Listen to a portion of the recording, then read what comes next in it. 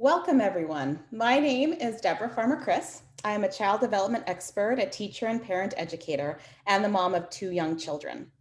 For many parents, the back-to-school season has never felt more daunting as we all adjust again to the realities of schooling during COVID-19. It is so important that we are compassionate with ourselves and our neighbors as we make some really tough choices about schooling and childcare. Perhaps the option in front of you doesn't feel perfect, but it can still be good as we do those small things that we know can help our kids grow. So today we are here to offer a practical parenting pep talk because when our kids need us, we rise to the challenge. And PBS Kids is here to help. I've been amazed since March at the PBS Kids team. When the schools first shut down, they have been producing a daily newsletter, special shows, parenting articles, learn from home tools. You can find many of these on the Coronavirus Resources for Parents page. And we have a brand new back to school page with printables and ideas for learning at home, returning to school, and homeschooling. So we've got you covered. Today, we're going to talk about preparing our kids to go back to school, whether that's in our home or at a physical school, establishing back to school routines that will help them thrive, and wellness strategies for children and parents during these times. Before we get started, just a few quick tips as we participate in today's events. On the right side of your screen, you're going to see our chat box that allows you to introduce yourself, post a comment, submit questions for the panelists. Throughout the event, we'll do our best to answer some of these questions. And within the chat box, you can also change your view from top chat to live chat to see what people are posting in real time. If you are joining us live and you're not registered, please be sure to register now. That will allow you to get a recording of this and a list of all the resources we talk about today. The link will be dropped into the chat box. Now, there are a lot of challenging emotions around the return to school, and we know that parents are making the best choices they can. So please, let's be gentle with each other in the chat box, and just a few community guidelines we'll be following to help make sure this happens. First, please model empathy. We are all bringing various experiences to this conversation. Please be open to new ideas and keep the comments and questions focused on the topic. And of course, comments that are racist or use curse or vulgar words will not be tolerated. Follow these guidelines in the chat. If not, you will lose your ability to utilize the chat. And now it is my honor to introduce our panel. First, we have Dr. Nadine Burke-Harris. She is the Surgeon General of California, a pediatrician and an expert on childhood trauma. Claudia Robles is a Spanish immersion preschool teacher and owner and recognized PBS Kids Early Learning Champion. Chris Loggins is supervising producer for Daniel Tiger's Neighborhood, a production manager for Peg Plus Cat and Odd Squad. And in addition to these roles, we are all parents too. So we're speaking to you from the trenches ourselves. So let's dive in, panelists. We are each wearing the dual hat of parent and expert today. So if you could just offer one piece of advice or encouragement for your fellow parents as we look ahead to 2020, 2021, what would it be? And Chris, can we start with you? Sure. I think I would say try as much as possible not to be too hard on yourself. I know that's easier said than done, but we just actually premiered a special episode of Daniel Tiger's Neighborhood yesterday that took a look at some of the challenges that we're facing, or some of us might be facing due to the pandemic. And in the episode, Daniel asks his mom, when will things get back to normal? And she says, I don't know. And we were pretty intentional about making that choice to have her say, I don't know, because sometimes it's okay to say, I don't know. We are all experiencing something that most of us have never gone through, and we're all learning. And I think often there is a appropriate Fred Rogers quote for a lot of things. So I'd like to share one now that I think sort of speaks to trying not to be too hard on yourself. One of his quotes is, some days doing the best we can may still fall short of what we would like to be able to do, but life isn't perfect on any front, and doing what we can with what we have is the most we should expect of ourselves or anyone else. And I've found that those words helpful right now. Thank you, Chris. Dr. Burke-Harris? Yeah, I mean, I want to echo what Chris just said, that we are facing this time of uncertainty right now. And I think that for a lot of parents, I think one of the things that's most important is just recognizing that our being there, our being that safe and stable and nurturing presence for our kids, that is the most important thing. There are so many, choices and decisions ahead of us that can feel really challenging and at times overwhelming. But I think the thing that I would want to say to the fellow parents out there is that that connection and that nurturing care that we provide to our kids through the next, the ups and downs and the challenges, it's so healing. It makes such a difference. And it really, that's the thing that helps to protect them and get them through this time. So that would be the one encouragement, is just like, we're enough. We're enough. Being there and being that caring buffer, I think is really healing and important for our kids. And I love your research on this, where the great hope is that, for childhood resilience, having a caring, a stable adult in their life, someone who's just consistently there, has such a power. And I think, even we don't know what to do, being that caring presence is so powerful. Claudia.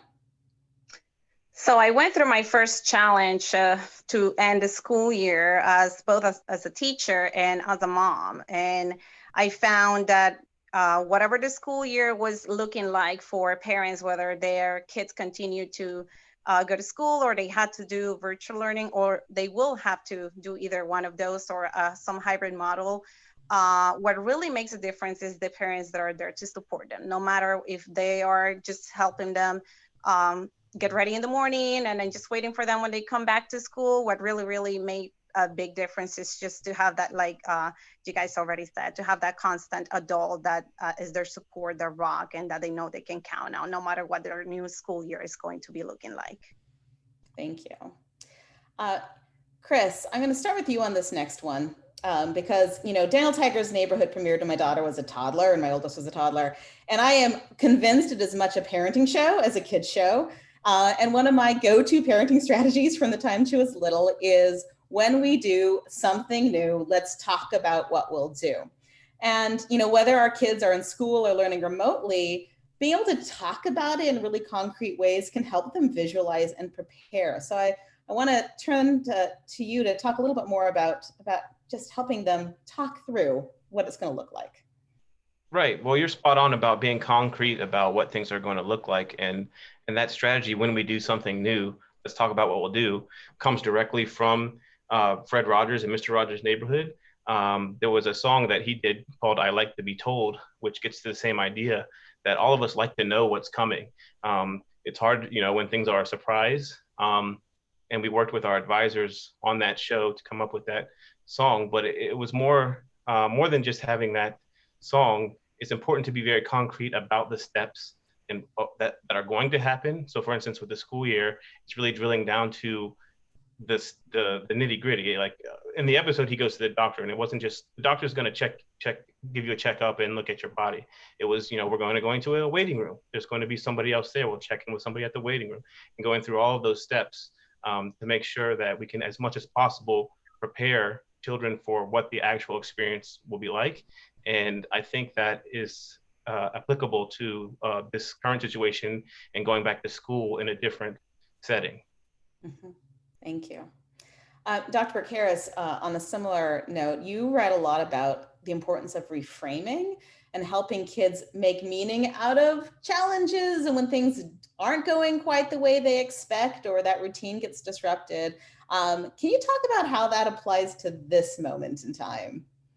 Yeah, so this is something that's really important. We've been doing this in my household since the beginning of the pandemic, really reframing, for example, not being able to have a birthday party as recognizing, oh, I know it's really hard, but that's what we're doing to protect others from the coronavirus, right? And all of my kids are coronavirus fighting superheroes that are, doing it through wearing masks and being socially distant and kind of making games out of some of the things that could be tedious, right, about responding. And I think especially in this moment, as we are heading back into another school year, and it can also kind of start to feel a little tired, right?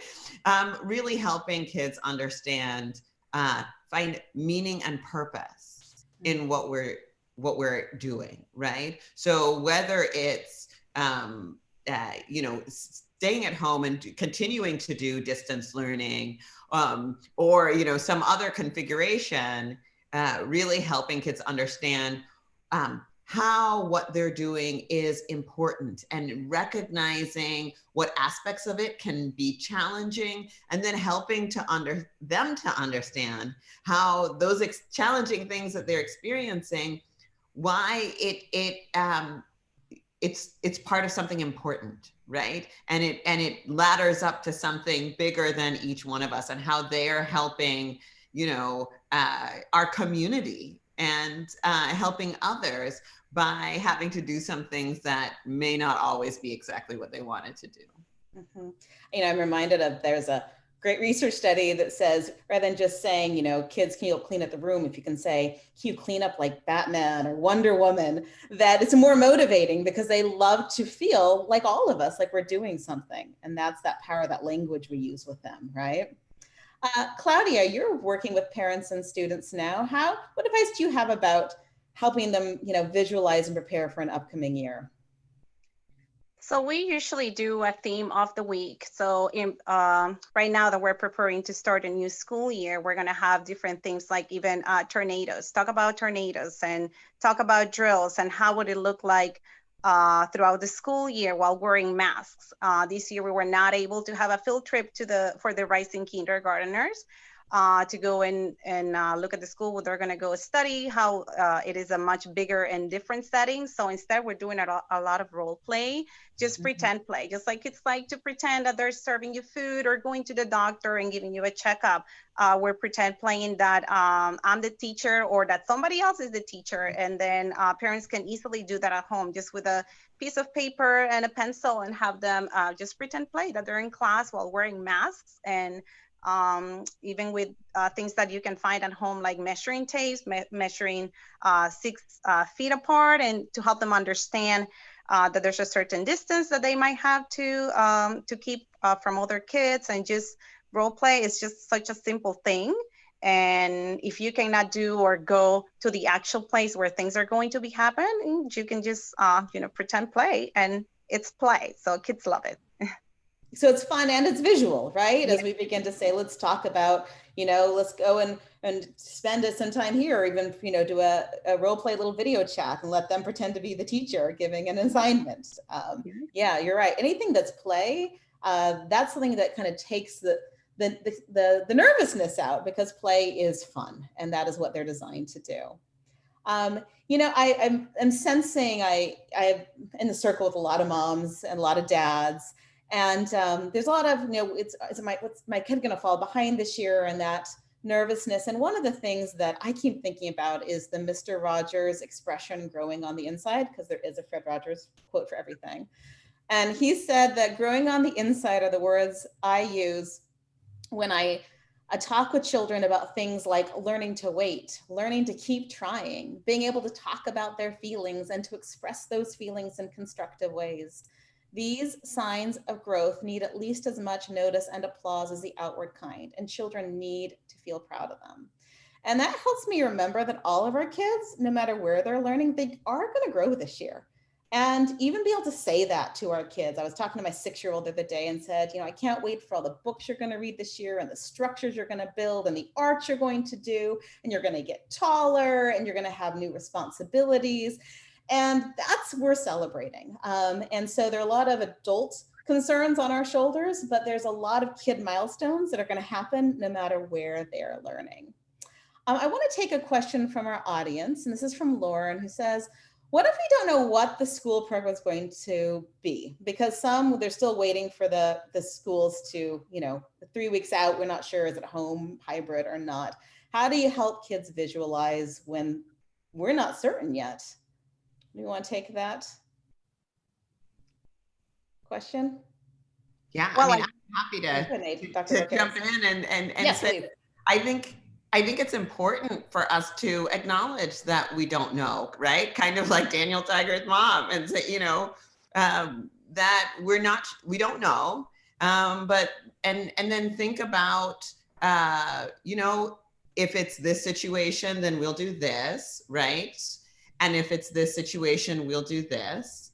And I think that is, as Claudia mentioned, the opportunity to play and have kids kind of play through some of these ideas and scenarios. I think the other great thing about it is that it gives them the opportunity to express what they're nervous about, what their fears are, any of these things. So that way we can be responsive to whatever their fears or concerns are. That's great. And I'll just add that I think playing through scenarios and trying to think through different contingencies is a great idea. And I appreciate what you said about Daniel Tiger's mom as well, saying, I don't know. The next step on that is it's okay to say, I don't know. But what you see in the episode and what we hope, to communicate to parents is, while we don't know, we can all do our best to take care of each other, not just the parents to the child, but the child to the parents and the child to their friends and neighbors. While we are still learning and trying to figure this out together, people still try to take care of each other. And that's what we're all hoping for right now, is while we don't know all the answers, we do know that we're doing our best to take care of one another. Mm-hmm. Claudia, there's another question from the audience that I'm going to let you answer first. And Amy says, we are completely virtual for the foreseeable future. A lot of people are in that boat. How can we make starting school fun and special, right? We're so used to those first day pictures in front of the bus. And she says, we started today and it was a very anticlimactic. There wasn't excitement from the kids. So how can we as parents help them feel that beginning of school specialness and excitement? So I think talking about it, just like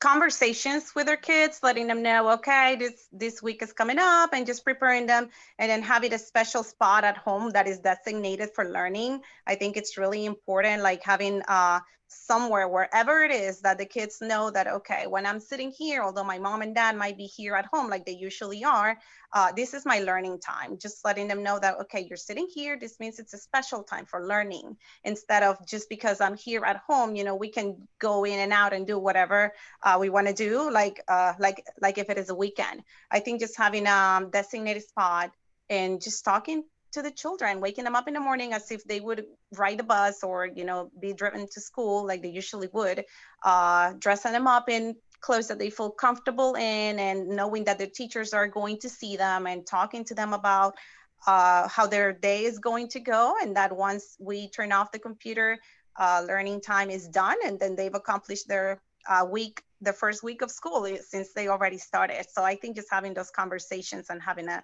spot for them will really help them get into that routine of knowing, okay, I'm sitting here on my spot, this is my learning time, and it was my first day of school. Mm-hmm. And I think also remembering that even if they're in physical school, it takes a time to adjust to a new school year. You're getting to know a teacher, you're getting to know classmates, it's different on, online. And so I had a very wise kindergarten teacher tell me once that, she told parents, expect tantrums the first 6 weeks of school when they come home, because they're adjusting. And that doesn't mean they're not having some fun and learning, but change is inherently stressful. And so getting to know a new teacher, new routine, and that what we can be doing to be like, wow, what are you learning today? What did you cover? And when we express our excitement, it is a way for them to have permission to be, if they can't do it the first day, to begin to explore those feelings of, this might feel different, but there's a lot that I can do that's worth celebrating. Can I add, the one thing is that I think that it's also probably a good idea to continue some of the routines. We have some of these routines and traditions that mark certain thresholds and milestones. And if, for example, if we're 100% virtual, the idea of going back to school shopping, right? If you have the if you have the means or have the capacity, might be something that may not occur to us, right? Because they're going to be, but for kids, like going and having that new shirt or that new pair of pants, like that's those new pair of shoes, that can be a marker of like back to school time. So if you have the means, the idea of maybe, having that special, or maybe an online order or something like that of the back to school shopping, so that they can get excited about that same ritual of like, oh, now it's time for me to get back to school. Brand new crayons, right? I mean, exactly. That new pack of crayons, I still get like, yeah. And, even once in a while, like that special breakfast on a Friday morning, we're going to do this together. Yeah. I think creating new rituals at home and being creative about it, and maybe a good topic for another PBS article one of these days, of creating those some of those new rituals and routines at home. Building on that, I want to get even more practical, because every year PBS Kids puts out a back to school checklist to help kids develop confidence and independence, because it does take a while to transition into anything new. And this year we've created 2 checklists, because that's the kind of year it is. And so these are things such as, for young kids, I know the morning routine, and I know my bedtime. And I know for my kids, I'm going to have to they start in a couple of weeks, dialing back the bedtime, right? Because of how important sleep is. I can get dressed by myself. I know my teacher's name as soon as you all know it. And those checklists that just help them develop some of that confidence. And just a quick story, a few years ago, several actually, I was substituting in a kindergarten classroom, and I had everything laid out, thought it was going fine. First 5 minutes of class, 2 kids are in the calendar area and they're crying. And I go over to see what's wrong, and they just point. And they said, there's no lunch. And I hadn't put the lunch icon on the calendar. And here, this mean substitute had canceled lunch, and they were just devastated. And I think about that moment all the time in my own parenting, because it reminds me that these little routines that can bring order to their life, right? Even if we can't plan everything, that's really helpful in helping them that predictability of their day. And it also reminded me that the things that are big for me may not be big for them, and the things that are little for me may be really big to them. So Claudia, let's talk from your experience as a preschool teacher. What are some of those simple routines that parents can help young children develop, so they can have that pride of saying, I can do this all by myself? How do we develop those routines at home? Some of us rely on the teachers to help us do that. So what can parents be doing? So usually what you will find in a class, especially a young kids class, will be some kind of visual schedule, something that will tell them with either not just words, but also pictures. Right now it's breakfast time, and then we'll have a circle time, or whatever their routine is going to be like, something that they can go and look at. And then as the days go by, they'll remember, oh, okay, I know what I'm doing. I just finished my breakfast. That means we're going to go play. And then, we'll get a nice playtime, and then we're going to do circle time. It just helps them predict what's coming, and it just gives them a sense of confidence, and that they know what they're doing. They know that they're eventually going to go play outside, and that there's a time already scheduled for everything that's important to them, and that it just helps them predict their own day. Mm-hmm. Chris, did you want to add anything about routines? I knew it was going to happen once. I was on mute. No, yeah, I'll just add that it's something that has been important in the development of Mr. Rogers' Neighborhood and Daniel Tiger's Neighborhood. This idea of establishing a routine, no matter how small. So in Mr. Rogers' Neighborhood, if you're familiar with the show, he would come in the door every day and take off his jacket and put on his sweater and shoes. And he did that the same way at the opening of every show for every episode that he did, which is a lot of episodes. And we were actually able to do a pretty neat compilation video of him walking in the door from day 1, episode 1, all the way to the end, the last episode he ever did. And they cut together really nicely, because he made sure to do that the same way every time, as a marker of familiarity for viewers, to say, this is Mr. Rogers' Neighborhood. This is something that you know what to expect to a certain extent. And we've carried that over into Daniel Tiger's Neighborhood, in that he does the same thing before every episode. He puts on his sweater and sneakers. But we did this special episode that I mentioned earlier, and addressing challenges of the pandemic. And we decided to do the opening in sort of a Zoom style, so it looks a lot like what we're all seeing right now. because we know kids are interacting that way. But we still made sure that in Daniel's little Zoom box, what people see is him putting on his sneakers and his sweater to just keep that little bit of routine. Great. Dr. Burke-Harris, do you want to add anything there? The only thing that I would add is that as we're thinking about these routines, is for us as parents and caregivers, don't forget that little part of the routine that involves our own nourishment, our own care, because being that that safe and stable person for your child, we have to put our own oxygen mask on while we're doing that. So I think while whatever the routine is, having those routines, I think is really important for our kids, but it's also really important for us to throw in a little element for ourselves. Mm-hmm. Yeah, and I find that sometimes when the kids have a routine, then it's like, oh, they can do that on their own now. I can take a few minutes for me, right? And I don't know why it took me so long, because, I teach kids for a living, to take a visual chart of the bedtime, right? Like, do these 4 steps to get ready for bed. And the minute I did that, when my son was then 5 and I'd been really struggling with bedtime, he was like, woohoo, I can check it off myself. And he was so excited. I just copied 100 of them and put it up each night, and he loved physically checking it. And I thought, there's something about keeping it visual and that sense of pride, when they can do something all by themselves. Here is one new routine that many of our kids will experience if they're going back to school, and that's wearing masks. And obviously, that's something they need to practice. Their teachers will thank us if the first time they put on a mask isn't the first day of school. And so I was really grateful when my son, who does not love wearing masks, but who loves wild Kratts to the end of the earth, came running in to say, the wild Kratts are wearing masks. And so let's roll that clip in case you have a wild Kratts loving kid too, and this might be helpful for you.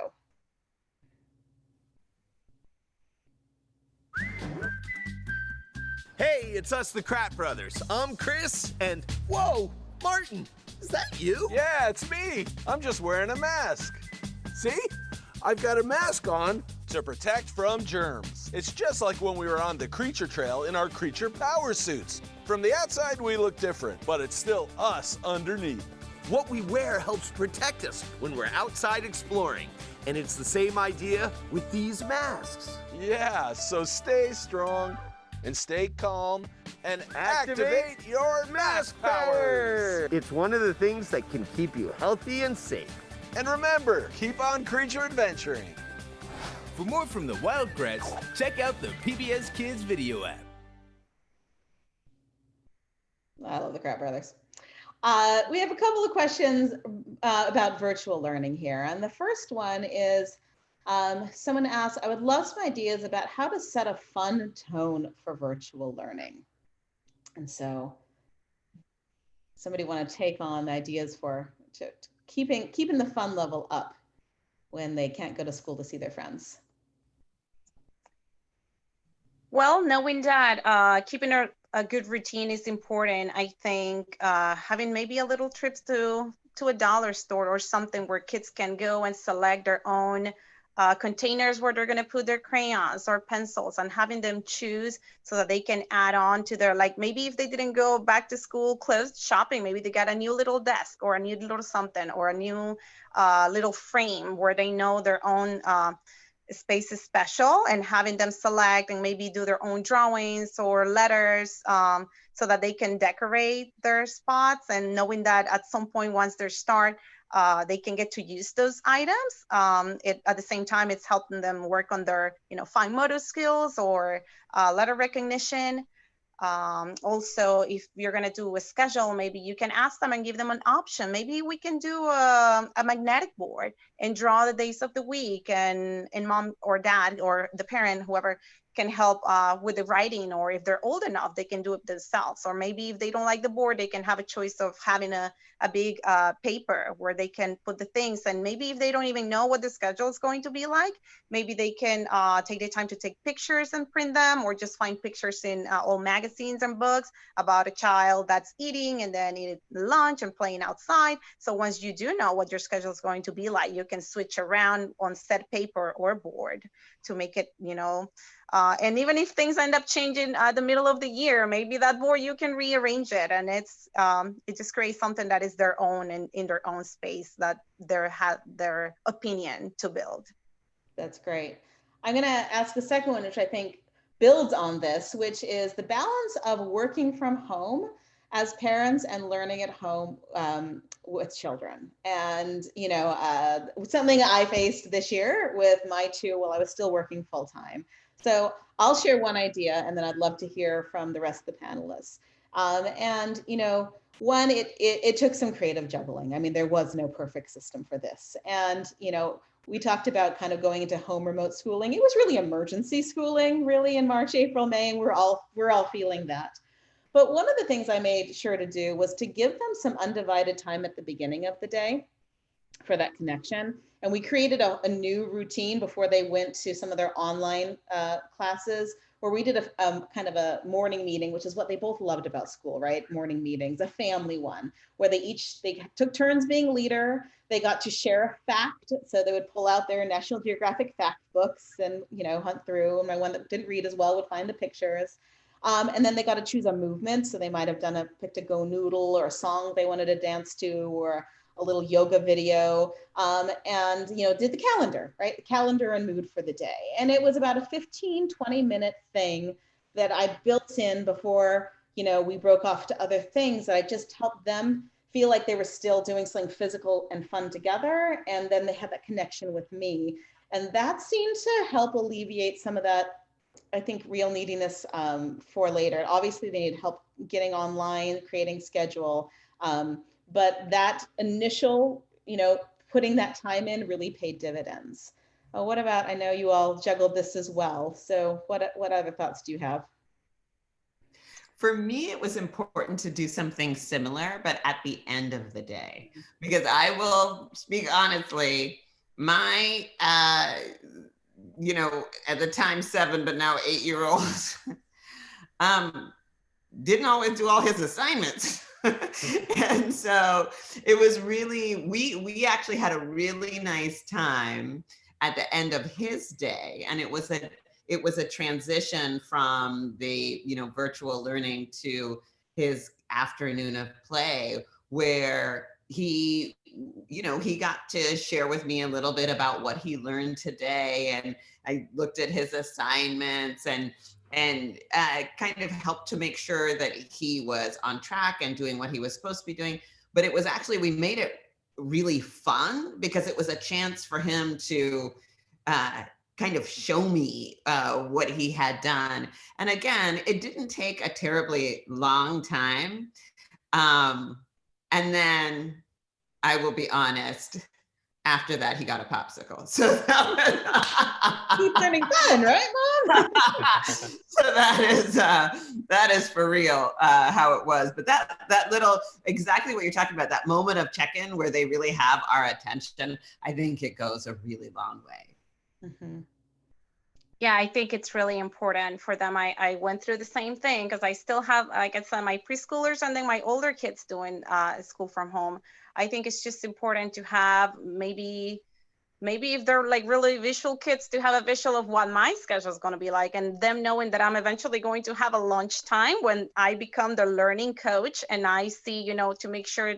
And like we said at the beginning, someone has to be the rock. Someone has to be there to support them, and just being that person that, okay, although you might have to eat lunch and check and make sure that they're on track, just designated a time during the day to make sure that they're doing what they need to do. It's tough, but definitely for kids, for their peace of mind, just knowing that you're there and that you'll designate whether it's your lunchtime if you can work from home, or at the end of the day, but at some point during the day, that someone will check on them as their learning coach from home other than their teacher. I think it's really important. And I'd also put a plug in for checking in with the teachers about how it is going. You know, when this, I just speak from experience of kind of wearing a school administrator hat too. When this all was happening in March, again, it was reinventing school in 24 hours. Now, while obviously it's still a challenge, we've had, schools that have been investigating different platforms, there's been more training.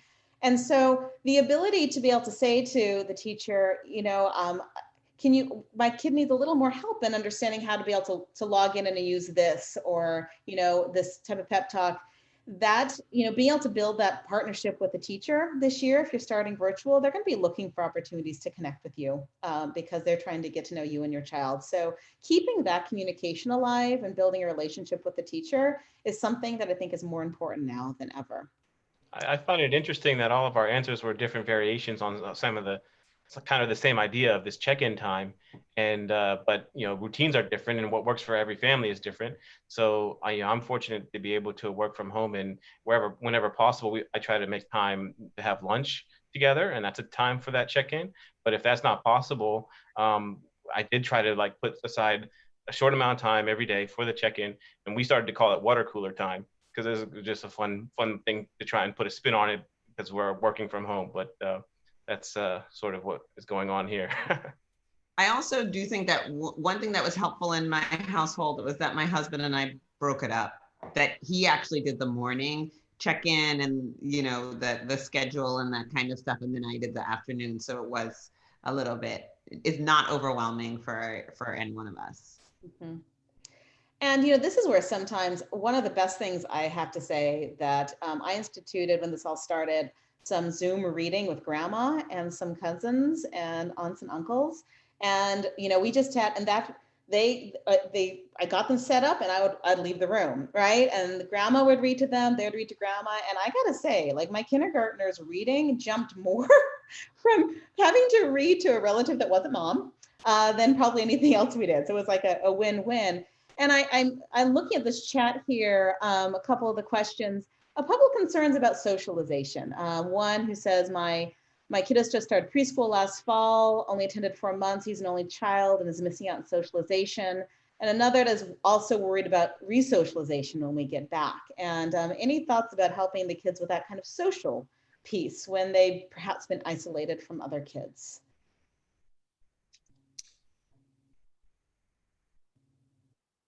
Yeah, I think that is, that's one thing that we recognize as a significant concern with the pandemic, right? Is that many kids are not having that level of social interaction that they would typically have. And so as children are moving back into resocialization, whether it's, right now in this back to school time or in the future, I think just the similar things that we've been talking about around the level of support and guiding them through it, supporting them, listening to their challenges, and actually, seeing and the ways in which they may struggle, right? Or they may have difficulties, and being there to support through those challenges, I think is going to be the key, right, to helping our kids get back into socializing. Mm-hmm. And it's going to take some time. There'll be the ups and downs. That's part of the learning. We forget, playground, negotiations and hurt feelings that's some of the important learning that happens. And I'll just add that, one of my kids' cousins is only child, and we Zoom every week. And I've been amazed at how these 3 young kids will play with stuffed animals over the screen. It's like they know they're supposed to play and they're finding a way. And I walked in the other day and they were running around the room pretending to be wolves, and their cousin was teaching them wolf talk and, over face chat. And I think sometimes it takes some creativity. If they're say at home and they don't have siblings, playing ourselves with them and, tapping into our inner child and saying, we're going to have a fun dance party. We're going to play charades. I'm going to pull out Candyland, and we're going to do it because, it's fun as a family, but also it just helps the kid with those impulses. They're wired to play. And so we're going to have to get creative when they don't have that outlet at school. So I'm hoping that, especially for the younger kids, that there's some time in the teacher's schedule already for socialization. That actually happened while I was finishing online preschool, that there was this child and whose mom kept emailing me, I'm so sorry, but she just needs to talk and she loves the class. And and whenever I would say something, she would just start saying, oh, Miss Claudia, and this and this and this happened. And she would tell me the whole story. And I love that, because especially since we did Spanish immersion, it was just an opportunity for her to just tell me what she was doing and what she had done the day before. So there was time just for the kids to share or not. I just really hope, especially for the younger kids, that the teachers plan that there's not just going to be math and literacy. There has to be time for them to talk and share their stories, because it's just like a release for their emotions and an opportunity to interact, even though they're going to have to learn and figure out how to wait for a turn. If someone's talking, you have to pause and then wait for the other. And they ended up figuring it out. And there were really young kids. So hopefully there'll be time for interacting already in their daily schedule.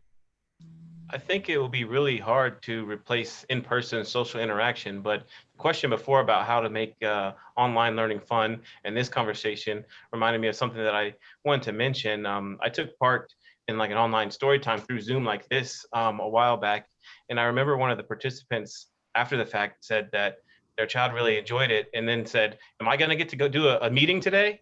Because they have seen their parents doing that every day, like seeing us on this type of screen, and then they got to do it. And that was really fun. And it reminded me of the child perspective of like, okay, I'm get to have fun and do a Zoom call myself. Am I going to get to do that again? And there was a lot of that sharing that you're talking about, Claudia, about just excited to just see others and that they don't see in their house every day, and say like what's been happening and what's going on, or showing a stuffed animal.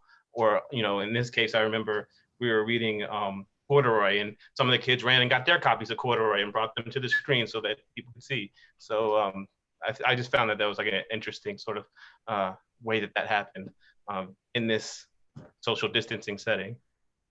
Yeah, I've been amazed at the creativity the kids often have that they bring to this moment.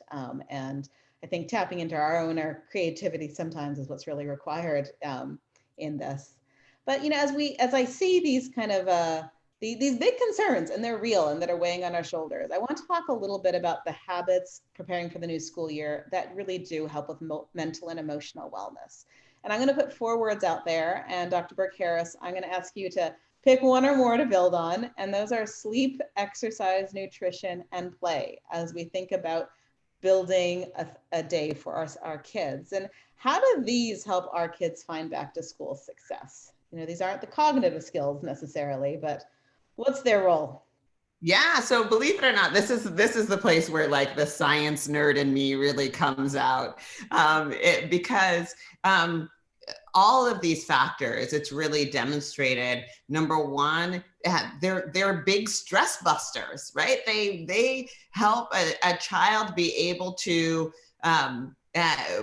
process through uncertain times. And believe it or not, they actually, like, when we experience something stressful, our bodies, kids, adults, we release stress hormones, and all of these things, sleep, exercise, nutrition, and play, actually help to stop those stress hormones. And so they're really good for kids developing brains and bodies, and help to protect against the harmful effects of stress.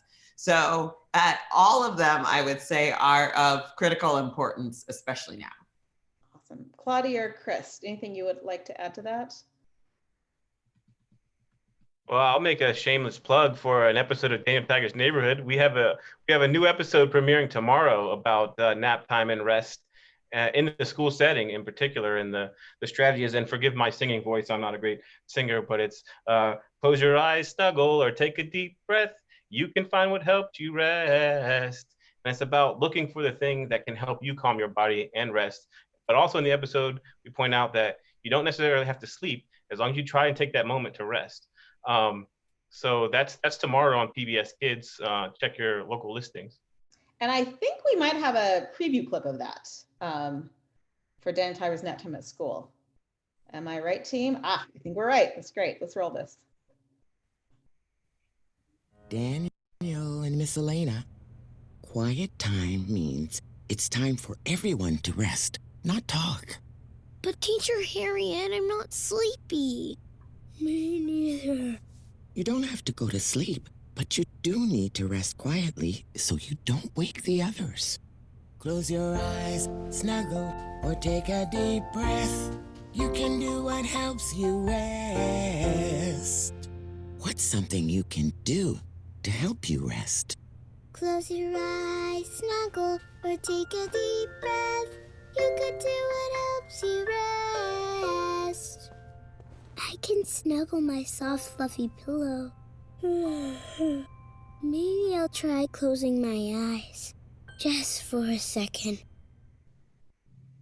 Oh, love it. You know, it reminds me, I'm mindful that this is as true for me as an adult as it is for my kids. And I often do a talk aloud and say, you know, when I don't get enough sleep, I'm less patient. If I'm hungry, I tend to be more cranky. Sometimes my body's telling me I need to move. And I think as, you know, this kind of unprecedented time at home with our kids, this is really an opportunity to be able to kind of practice some of this self-care for ourselves and model it for our children. And Dr. Burke-Harris, you said to me in an interview, I love this quote, our emotional well-being is the most important ingredient for our children's emotional well-being. Self-care is not selfish. And I'd love to hear you elaborate on that, because I put that in my office, like self-care is not selfish. I know, I need to like make a bumper sticker because it's very true. Self-care isn't selfish. And in fact, our emotional well-being, right? In order for us to be there and be available for our kids during these times, it's really important for us to put our own oxygen masks on, right? And in fact, my office created the Surgeon General's Playbook for stress relief for caregivers and kids during COVID-19. And you'll see what we did was we took the science, we took the research about things like exercise and sleep and supportive relationships and nutrition, as well as things like, you know, mental health care if that's necessary, or mindfulness practices, and really just made it available in this guide that's available to anyone at covid19.ca.gov. That's great. I'm also, you know, mindful that, you know, these take practice, and the best times to practice these stress busters are not when our children are having a meltdown, right? If the first time you ask your child to take a deep breath is when they're having a meltdown, they're like, no. Practicing these things when things are calm. And so I think as we talk about back to school routines, part of what we can model are practicing some of these mindfulness strategies that we can then employ as a family when we need them, and we'll need them, right? So I wanted each of us to be able to share one of their favorite go-to strategies that we can practice. And I'll go ahead and start here. This is something that my daughter has made. She's made a bunch of these, including one for our classrooms. It's a glitter jar. And I tell my kids that when they're having an emotional reaction, a big stress response, their brain kind of looks like this, like a shaken up glitter jar. But then as we take deep breaths and we watch the glitter settle, that's like letting their inside settle so that then we can begin to problem solve together. And I knew I'd broken through when I was, I think, short with my kids one morning, and my son ran and grabbed this. He said, Mom, look at it, it'll help you. So I realized that, you know, he was telling me to use my own strategies, and I'm amazed that when I do, they actually work. And in the moment, you don't think they will, and then I stop and say, I'm going to take some deep breaths, and lo and behold, it really does help. So that's mine, the glitter jar. Claudia, what's one of your go-to mindfulness strategies? I really wanted to talk about outdoor play and exploration. I think kids are going to have this routine, especially if they're going to spend a lot of time in front of a computer, and they really, really need some time to just go outside and breathe and just take a minute. One of the strategies I like is having a designated sit spot, or like a peaceful spot, wherever it is. If you live in a big city and you only have like a small balcony, maybe just looking outside a window. If you have a large space where you can just go and sit under a tree or a log, wherever it is. Just have a spot, like a designated spot for you to take a break, even if it's just 1 minute. Go and sit down, and we are the greatest example to our kids. So just knowing that, okay, when mom's feeling this way or dad, they can go and sit down and just take a breath and be grateful. Just look around and count the things you can be grateful for, even looking at the sky or the rain or the weather, whatever it is, or you having the opportunity to be learning through a computer. It's, there's many people that maybe they don't even have that opportunities in some other parts of the world, and just talking to them and seeing, okay, we have so many things that we can be grateful for, and having the opportunity to give the kids some unstructured time as well, playing outdoors. There's, watching how the seasons change, and just talking about these things that are amazing that, are provided by nature, can just be something that to take your mind off the computer and just enjoy the outdoors. Great. Chris, what about you? Well, I can think of two. By the way, those are great ideas. I was writing them down so I can use them here.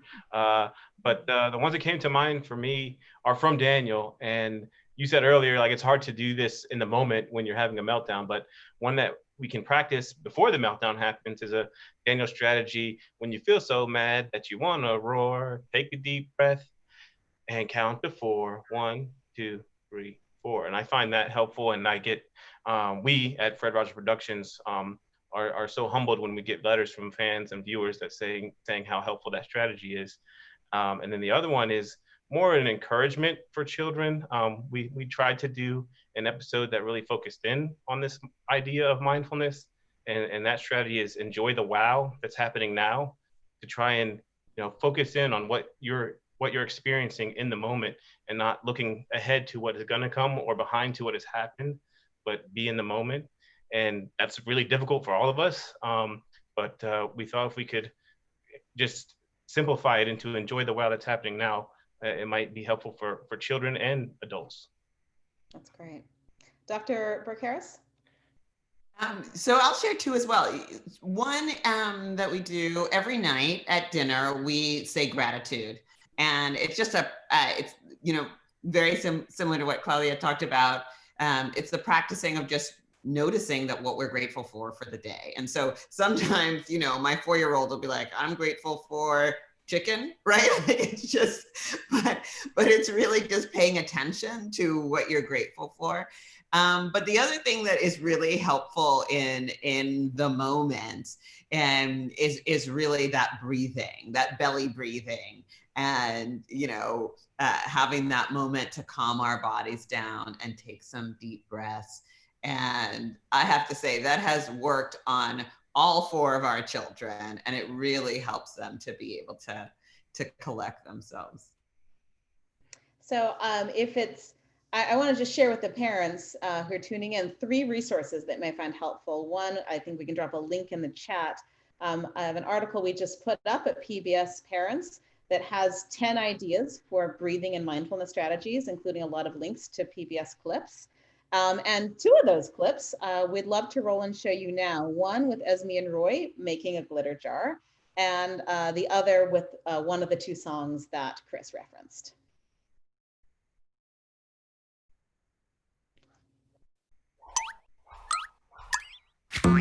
Sorry, Tilly. You really need a bath. But I want to play. But I want to play. I want to play. Beep, beep, beep, beep. Uh-oh. Monster meltdown. Got it.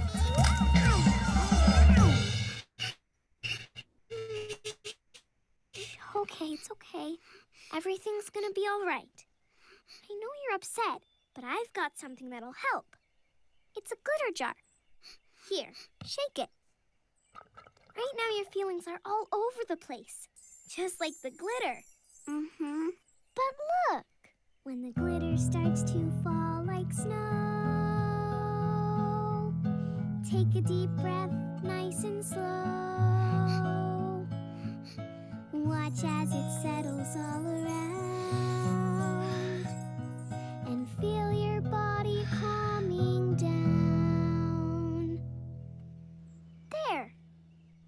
feel any better? Yeah. Good. Beep, beep.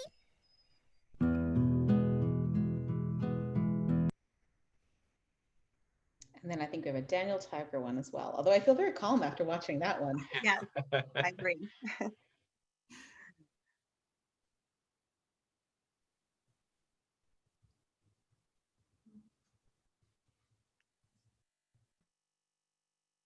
What's that?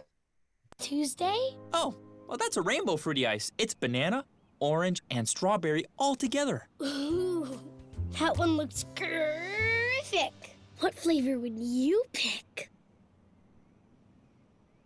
Mom, can I have a rainbow ice too?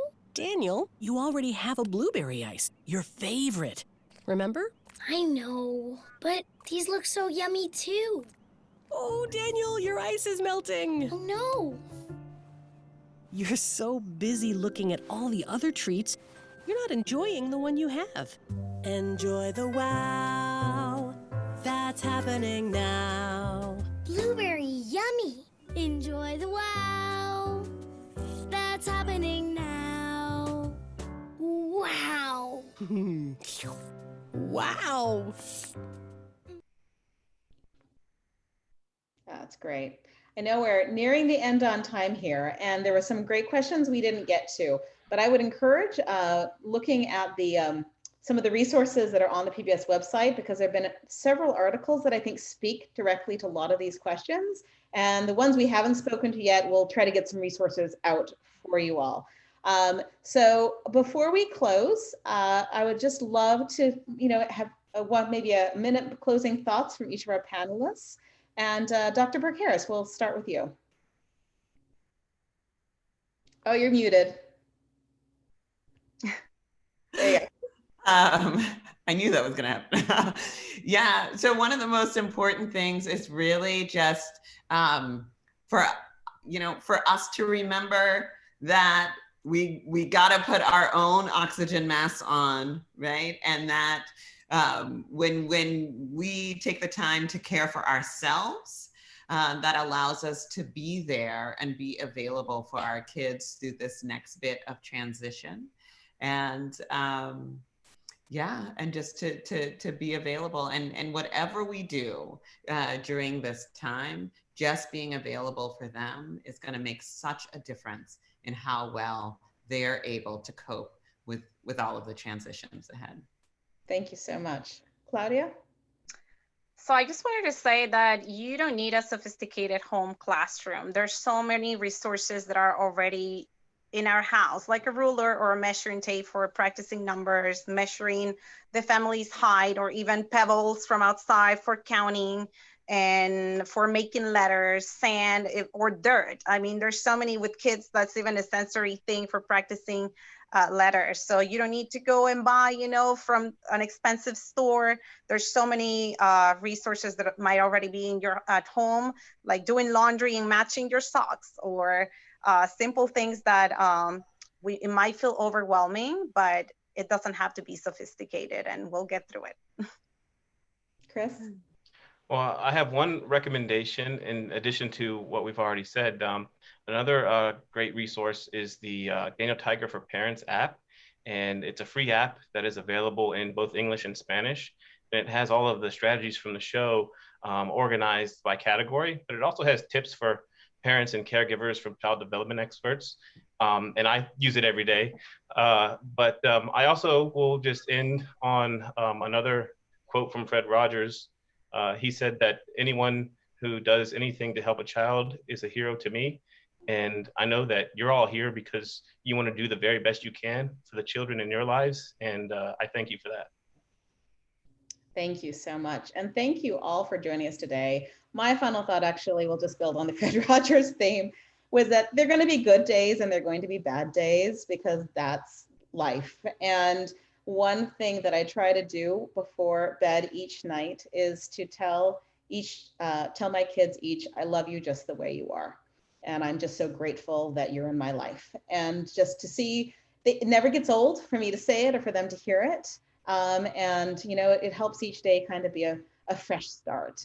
So thanks again for joining us. This event has been recorded And we'll send it out to all of you if your children have interrupted you or you only got some of this. And we'll also send out the rest of the correspondence. And once again, thank you so much. Yay. Thank you. Goodbye. Thanks. Thanks. Bye.